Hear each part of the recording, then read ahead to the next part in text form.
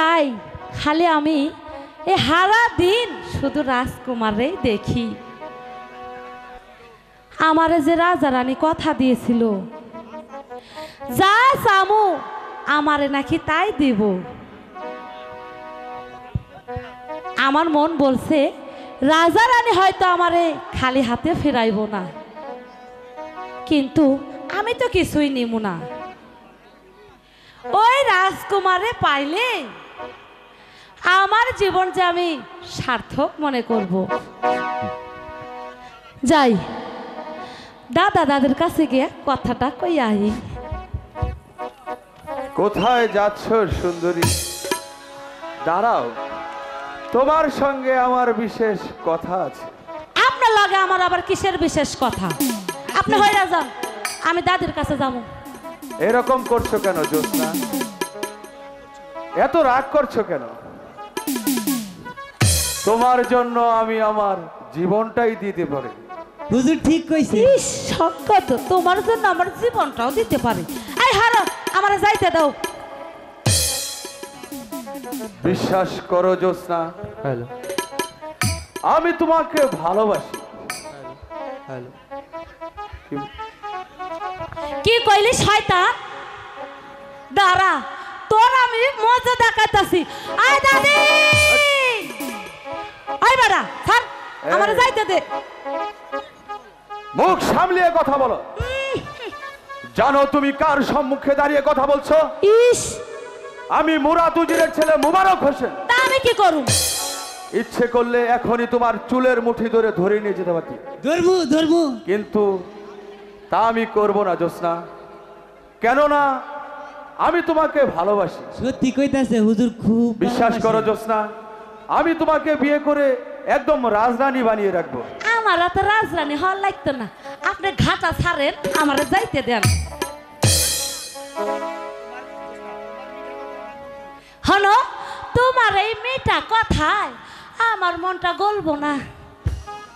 যদি ভালো চাও তাই এখান থেকে ঘেটা ঘাট কাইটা পারো, তা না হইলে উজিরের পুত্র কেন রাজা বাহাদুরের পরিচয় দিল কোনো কাম হইব না এই বেদানি মাইয়ার। কি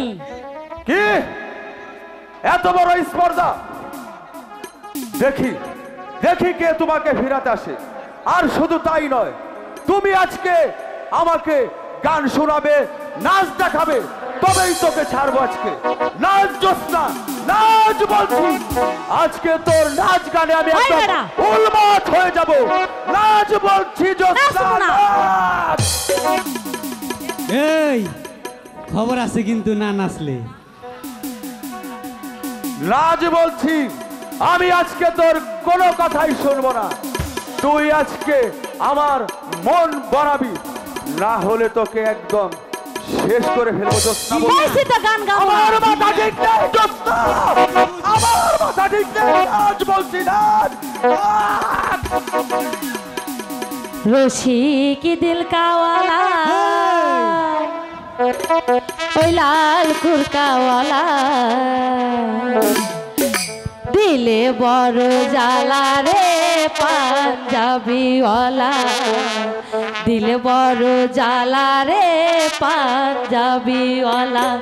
রসিক দিল কাওয়ালা ওই লাল কুরকাওয়ালা দিলে বড় জ্বালা রে পাঞ্জাবিওয়ালা, দিলে বড় জ্বালা রে পাঞ্জাবিওয়ালা।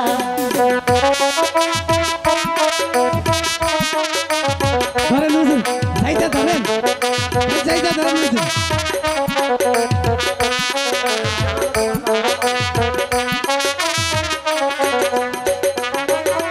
বাবরি কাটা তার চুলের বাহার, মিষ্টি হেসে নিল পরাণ আমার।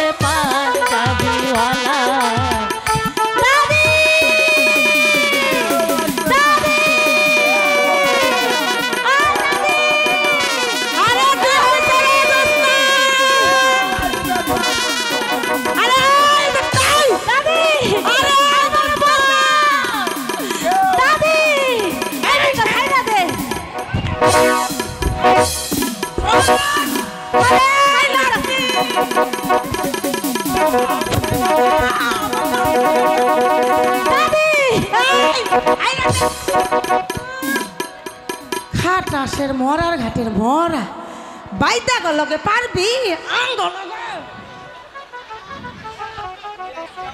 দাদি ওই হয়তানটা আমারে আমি ডর পাইছি হুজুর এই তোরে হুজুর বইলাই মানতাম হুজুর গো তো আর সম্মান দেওয়া যাইব না আজ গাও আমার নাতির গায়ে হাত দিছস ওই সাহস আইতাম তোর সাহসটা কত বড় খারো বাইদা গো গায়ে হাত বাইদা গো এই বাইদা গো গাও হাত আই জোসনা লো তুমি বিশ্বাস করো দাদি আমি ওকে কিছুই বলিনি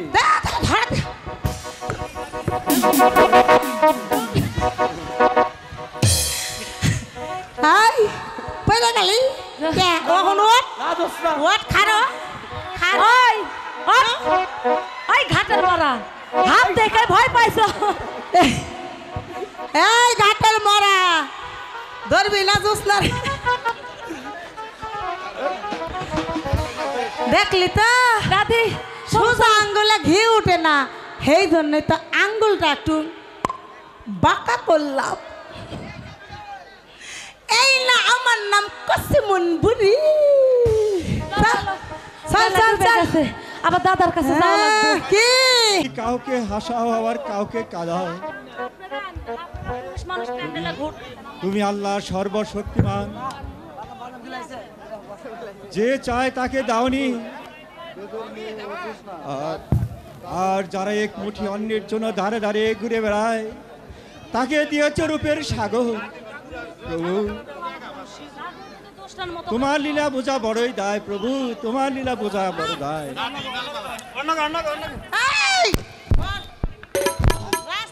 হ্যালো হ্যালো সালাম হুজুর সালাম এই সর হুজুর হুজুর হুজুর হ্যালো বেদের মেয়ে জোসনা আর তার দাদি আসছে। হ্যাঁ বেশি বেশি দেয়া চাইবে এত বলে তাদেরকে সসম্মানে বসার সুযোগ করে দাও যথাদের জাহাপনা। সালাম হুজুর সালাম তোমরা এসেছো বুড়ি আমিও তোমাদের অপেক্ষা করছিলাম বলো বুড়ি তুমি কি পুরস্কার চাও আমি ওয়াদা পূর্ণ করবো বলো বলো তুমি কি পুরস্কার নেবে হুজুর আমি তো শাহজাদারে ভালো করি নাই হুজুর ভালো করছে আমার নাতনি তাই পুরস্কার যা চাইবার আমার নাতনি চাইয়া লইব হুজুর হ্যাঁ হ্যাঁ মা জোসনা তুমি যা চাইবে আমি তাই দেব বলো মা জোসনা তুমি কি চাও আরে ও নাতনি কি লইবি চাইল বেশি করে টেহা চাইবি এতগুলো টাঙ্গো আপনার না লাগে কি ধন আমি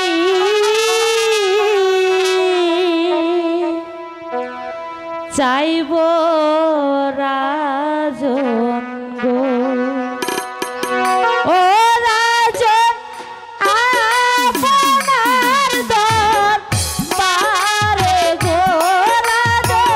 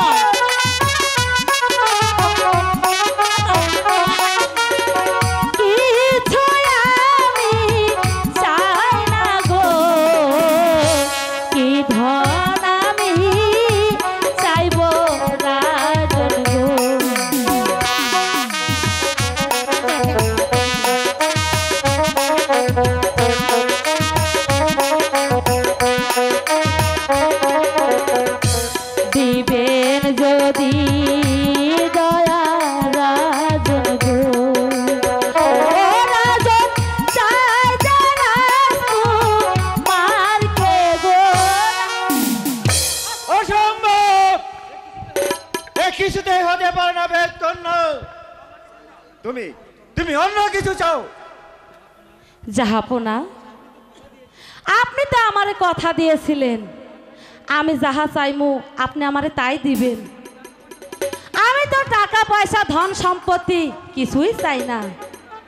আমি আমি শুধু চাই রাজকুমার রে। হ্যাঁ বলেছিলাম বেদ কন্যা, কিন্তু এ তোমার আকাশ কুসুম কল্পনা মাত্র। বলো বলো, তুমি যদি চাও আমার রাজ্যের কিছু অংশ আমি তোমাকে লিখে দিতে পারি, কিন্তু তুমি আমার পুত্রবধূ কোনোদিনই হতে পারবে না বেদ কন্যা। তুমি আমার ছেলেকে বাঁচিয়েছো, তাই তুমি আমার কাছে ঋণী। তাই বলে ঋণের পরিমাণ এতই বেশি নয় যে আমার পুত্রকে দিয়ে তা পরিশোধ করে দিতে হবে। তাহলে আমরাও কোনো পুরস্কার চাই না। চলো চলো রাধি, আমরা এখান থেকে চলে যাই। ওই মাগি, এত কষ্ট করে ভালো করলাম, টেয়া লইবি না, বেশি বেশি টেয়া লইবি। চল চল, কি আর করুম, রাজা যখন কথা দিয়া কথা রাখবার পারে নাই তখন আর কি করার আছে। চল আমরা যাই। ঠিক আছে চলো। হুজুর, আপনি কথা দিয়া কথা না রাখবার পারলে কি হইব?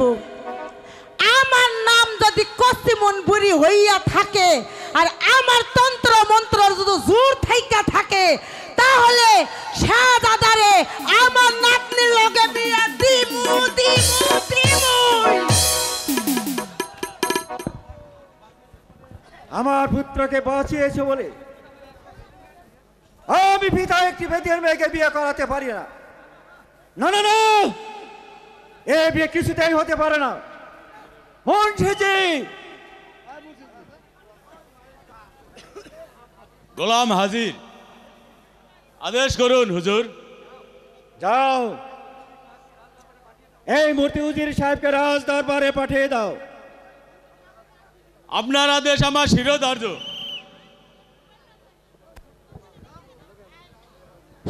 হ্যালো,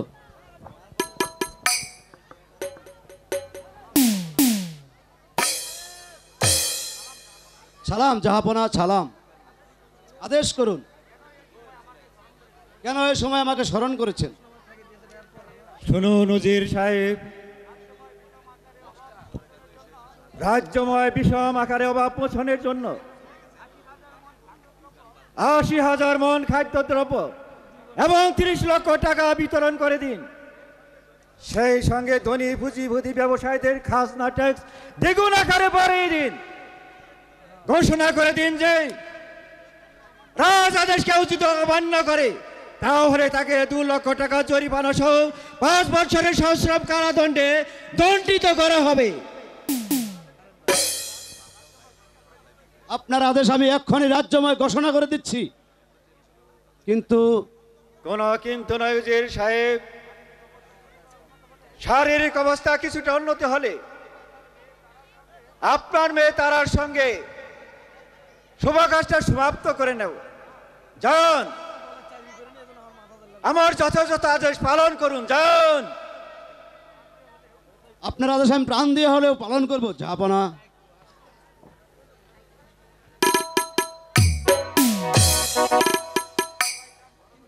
সবাই চান বড় হতে, কেউ ভাবে না এ তো দুদিনের খেলাঘর মাত্র। কাকে মেরে কে বড় হবে, এই তো বর্তমান যুগের লীলা খেলা। পুত্র যখন বিয়ের উপযুক্ত হয় তখন শুভ কাজটা শেষ না করলে কোন কলঙ্ক করতে পারে। তখন তখন প্রজা সমাজে মুখ দেখানো দায় হয়ে উঠবে। কেননা এই পৃথিবীটা বড়ই স্বার্থপর, বড়ই স্বার্থপর, বড়ই স্বার্থপর।